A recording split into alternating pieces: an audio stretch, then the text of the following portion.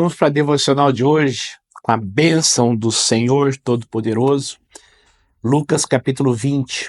Estamos caminhando aí para o final do Evangelho de Lucas. Então, 24 capítulos, e hoje nós vamos meditar no capítulo 20. A autoridade de Jesus é questionada, nós já vimos isto nos Evangelhos de Mateus e Marcos.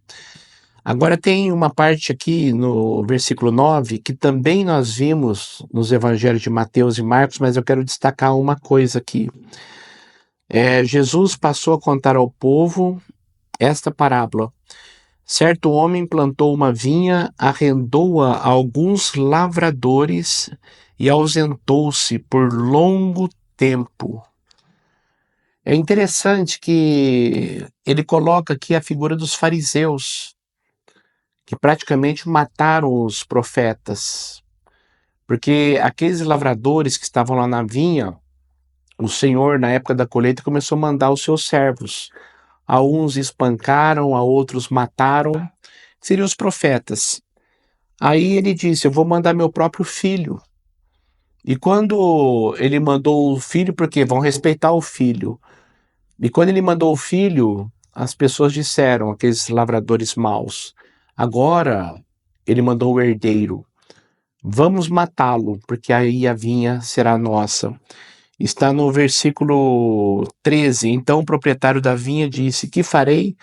Mandarei o meu filho amado. Quem sabe o respeitarão? E depois eles o mataram. O que fará aquele senhor? Virá, matará todo mundo e dará a vinha a outras pessoas. É interessante que os fariseus que ouviram aquela parábola, eles pensaram, estão falando de nós. Jesus está falando de nós. E eles já estavam ali em Jerusalém, ou seja, já começaram a arquitetar a morte de Jesus. Então, naquela semana antes da Páscoa, que Jesus estava em Jerusalém, a entrada triunfal, eles já começaram a maquinar a morte de Jesus. E olha só o que eles fizeram. Esse versículo só está em Lucas, por isso que eu quero destacá-lo, sobre o pagamento do imposto a César. É lícito pagar imposto para César ou não? Aí Jesus disse aquela famosa frase, né? Dai a César o que é de César e a Deus o que é de Deus, pegando uma moeda de 1 denário e perguntou, qual que é a esfinge que está na moeda? De César. Então dê a César o que é de César e a Deus o que é de Deus. Mas o que eu quero destacar é o versículo 20. Pondo-se a vigiá-lo por causa do ódio que eles tinham de Jesus, porque Jesus realmente falava que eles eram hipócritas, Jesus conhecia o coração deles, eles podiam fingir para os homens, mas para Deus ninguém consegue fingir, e Jesus confrontava o pecado. Pondo-se a vigiá-lo, eles mandaram espiões que se fingiam justos. Olha só que coisa! Mandaram espiões para ficarem perto de Jesus que fingiam justos para apanhar Jesus em alguma coisa. Que ele dissesse, de forma que o pudessem entregar ao poder e à autoridade do governador, para Pilatos. Então, isto aqui é extremamente maligno.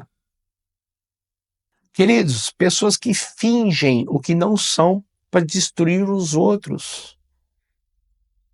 Eu quero que você guarde uma coisa no teu coração. Deus odeia a hipocrisia. Deus odeia a falta de sinceridade. Deus abomina isto, porque quem é mentiroso e o pai da mentira é Satanás. Então olha só a capacidade dessas pessoas para o mal. Colocaram pessoas para ficarem perto de Jesus, fingindo que eram discípulos, fingindo que eram justos, para pegá-lo em alguma coisa. E você começa a perceber uma coisa interessante nas pessoas fingidas. Via de regra, tá? Não estou dizendo que todos são assim, mas via de regra. Presta atenção no versículo 21.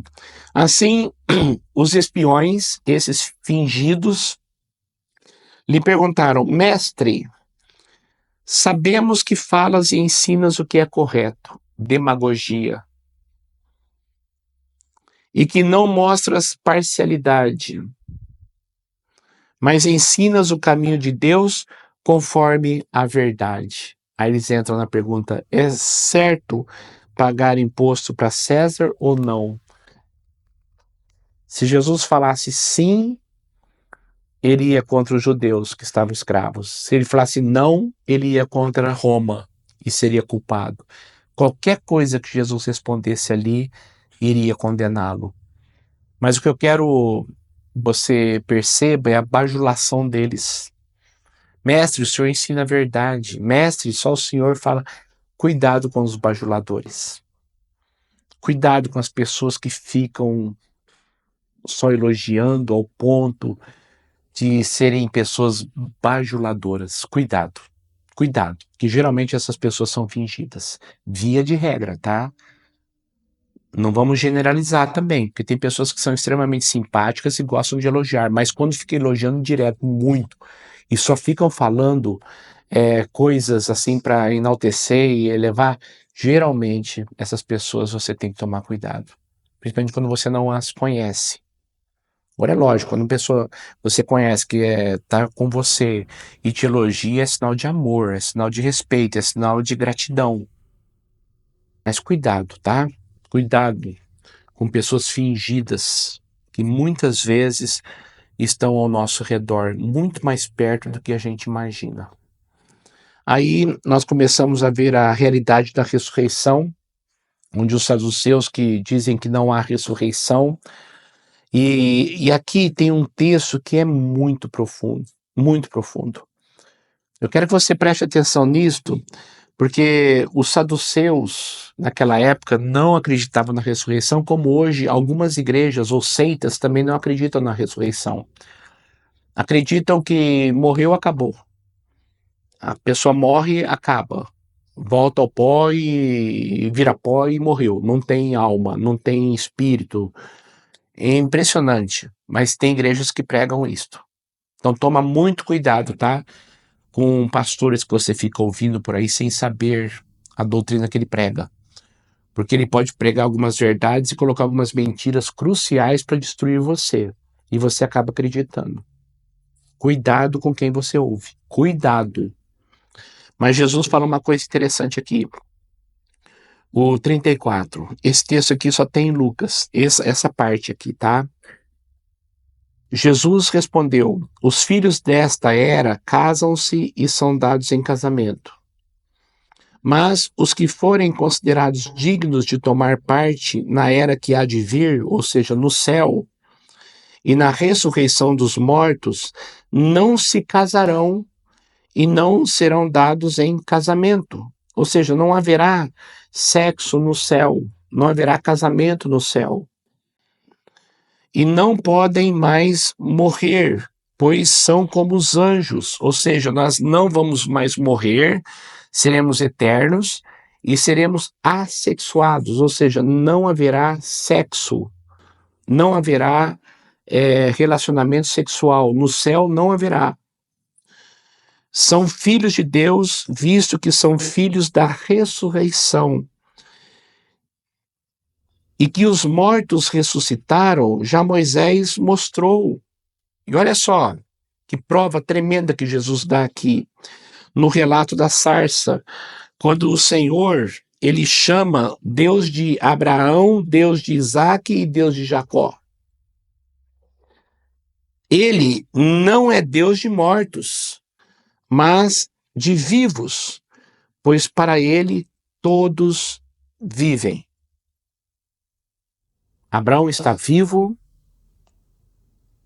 Isaque está vivo, Jacó está vivo, e todos aqueles que morreram e foram para o céu estão vivos. E aqueles que morreram e foram para o inferno também estão vivos, sofrendo amargamente por terem recusado a salvação em Cristo Jesus. A ressurreição dos mortos. O corpo acaba, mas o espírito, um segundo depois, já estará na presença de Deus. Ou no inferno. Dependendo da atitude, da decisão que você tomar aqui em vida. E dessa forma, o versículo para terminarmos 45 Estando todo o povo a ouvi-lo, Jesus disse aos seus discípulos: Cuidado com os mestres da lei, cuidado com os religiosos, cuidado com os pastores que se vestem de ovelhas, mas são lobos vorazes. Cuidado, cuidado. Eles fazem questão de andar com roupas especiais e gostam muito de receber saudações nas praças, de ocupar os lugares mais importantes nas sinagogas e os lugares de honra nos banquetes. Eles devoram as casas das viúvas e, para disfarçar, fazem longas orações. Esses homens serão punidos com maior rigor. Como eu disse, haverá uma categoria de sofrimento no inferno. Isso é muito claro na Bíblia. Pessoas que conheceram pouco vão sofrer, mas vão sofrer menos do que aqueles que conheceram mais. Agora, quem vai sofrer muito, muito, são aquelas pessoas que sabem muito e não vivem aquilo que sabem. Então Jesus ele coloca uma coisa interessante aqui. Estes homens vão receber muito mais açoites. Esses homens serão punidos com muito maior rigor do que os outros. Queridos, as pessoas vivem muitas vezes sem temor de Deus, sabe? Tem muitos pastores que não têm um pingo de temor de Deus.